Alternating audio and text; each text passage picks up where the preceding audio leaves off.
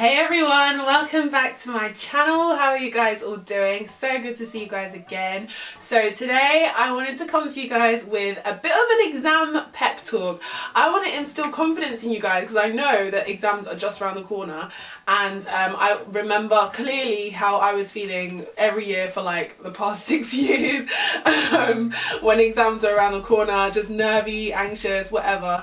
And I just thought, why don't I just sit down and give you guys a bit of a pep talk. Yeah, so I hope this is encouraging to you. I hope it's timely for you. Make sure you thumbs up this video if you enjoy it, and comment down below if you have any last minute exam tip questions or any questions at all, because you know I'll be there ready to answer. So when I was planning this video, I was like, what would I have wanted to hear just before my exams at GCSE? And honestly, I just wanted someone to make me feel like I was going to do well.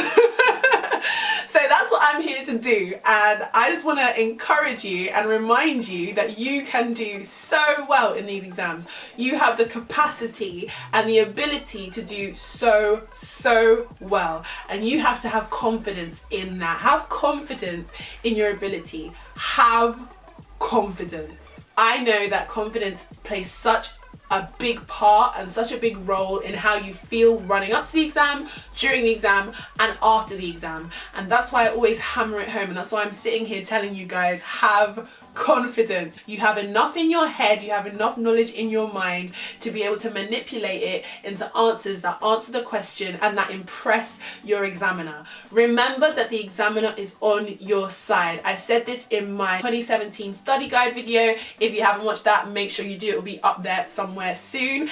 And I said this about, you know, the examiner's on your side. So a lot of the time you go into the exam and you forget that. You think, oh my gosh, the examiner. Listen to Auntie Imani. Okay, Auntie Imani. I'm telling you, the examiner is on your side. The examiner wants to give you the best grade they can possibly give you. All you need to do is go into that exam. Sometimes you have to just have the mindset that you are going into that exam and you are claiming the grade that is already yours. That is exactly what you need to do in these exams. The examiner is for you. They're on your side. They're not there trying to catch you out. They're not there trying to find reasons why they should even consider you for a good grade. They're already considering you for the best grade possible, and all you're doing is reassuring them that yes, that grade you want to give me that grade. It's mine. Claim it in the name of Jesus. You guys know me, I always get all churchy in these videos when I get passionate, but listen, I'm serious. Claim the grade that is already yours. I feel like the best way to approach this video would be to go through the 3 stages. So in the run up to the exam, during the exam, and after the exam. So let's start with the run up to the exam. What is the best advice that I can give you? Number 1, stay calm. Do not be anxious about anything. If you're a believer, say a prayer if that keeps you calm. If you like listening to music and that keeps you calm, listen to music.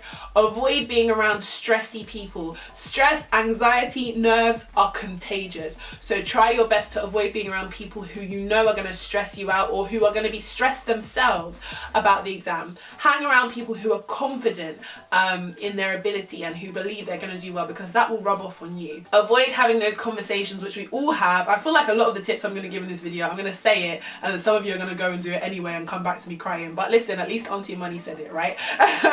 Before the exam, do not have those conversations. Avoid those conversations where you're like, oh my gosh, how much did you revise? What if this comes up? What if this doesn't come up? Just ignore people who are talking about that and don't engage in those conversations. That is not where your mind needs to be just before an exam. Just before an exam, your mind needs to be in its most relaxed state and its most confident state. Those two are key.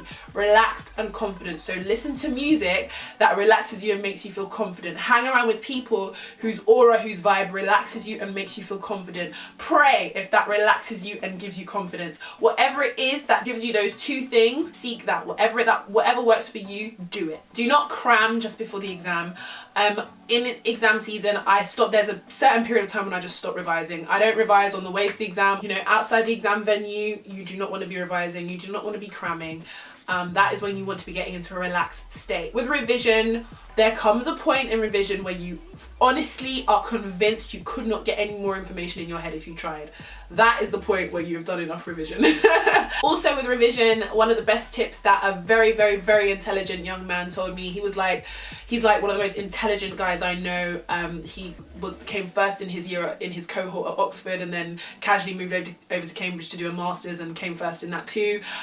Very intelligent young man, and he told me with revision you want to be full enough of information that you can draw on examples and give specific information and specific details, but you want to be empty enough so that you can, you're free to be spontaneous and you're free to manipulate it according to the question. You don't want to be full, for example, of pre-prepared answers, especially for essay subjects. This is quite key. You don't want to come to the exam full of pre-prepared answers to pre-prepared questions.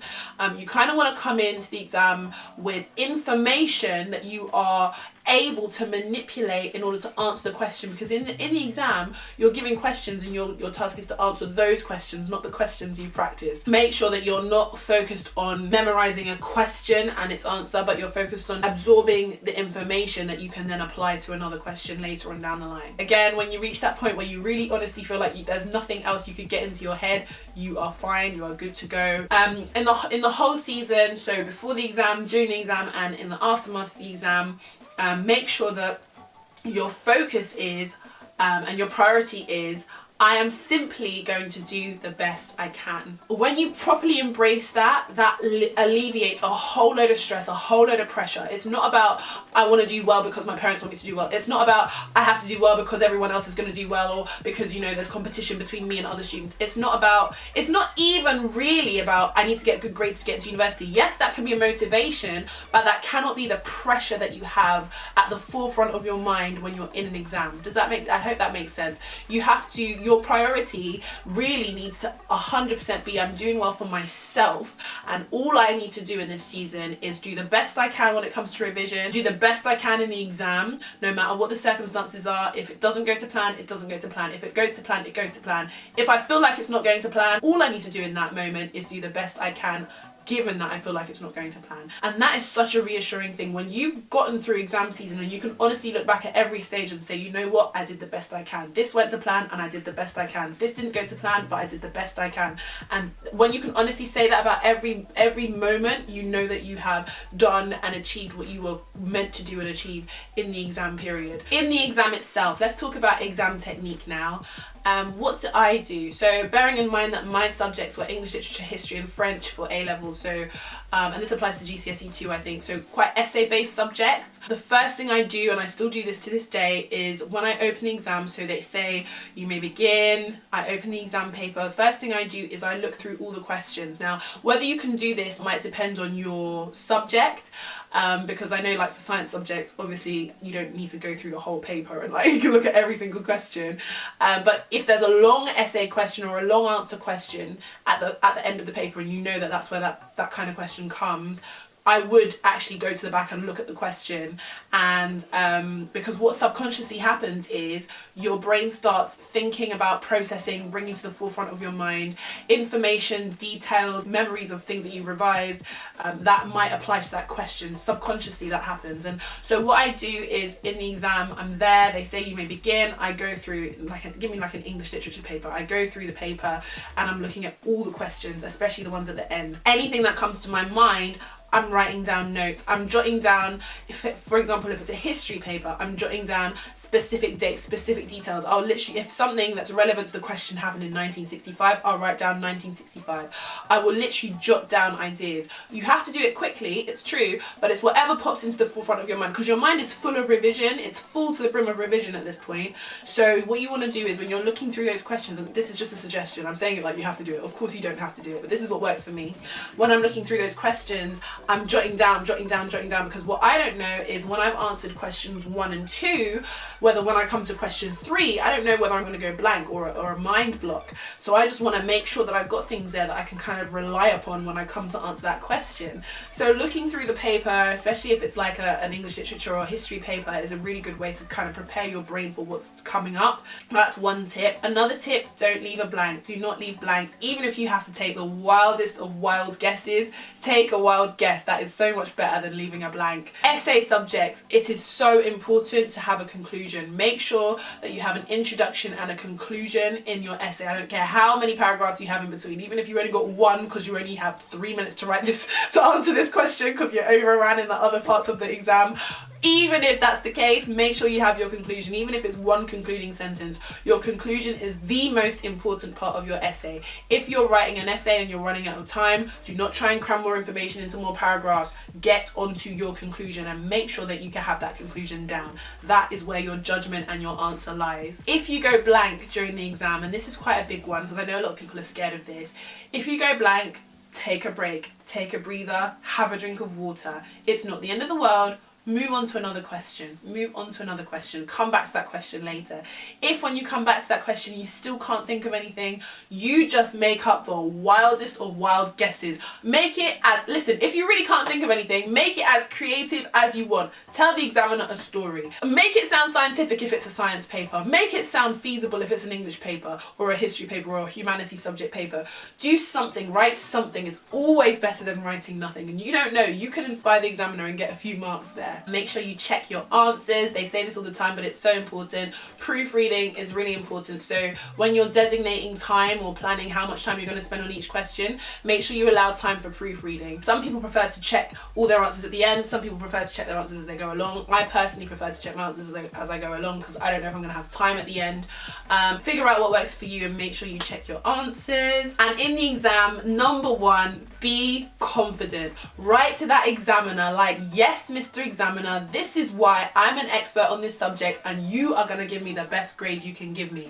Talk to the examiner like you're an adult. Write to the examiner like you're an adult. Even if you're like a 16-year-old GCSE student and that examiner is 58 years old, in that exam you are an expert on your subject. So you write with authority. Don't, ooh, it may be because perhaps this, that, the other, or maybe I'm not sure. No!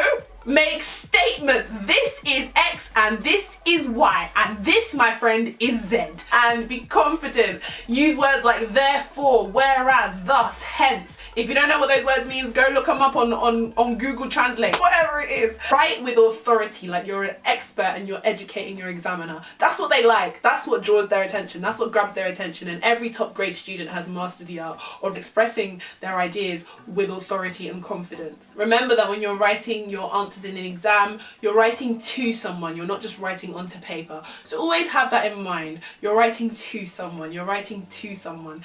That's what grabs an examiner's attention. They can tell when you're literally just spewing information on a page, and they can also tell, on the other hand, when you actually have them in mind. So make sure you remember you're writing to someone. Don't be put off by the sound of other people turning the page, other people scribbling, other people. Forget it.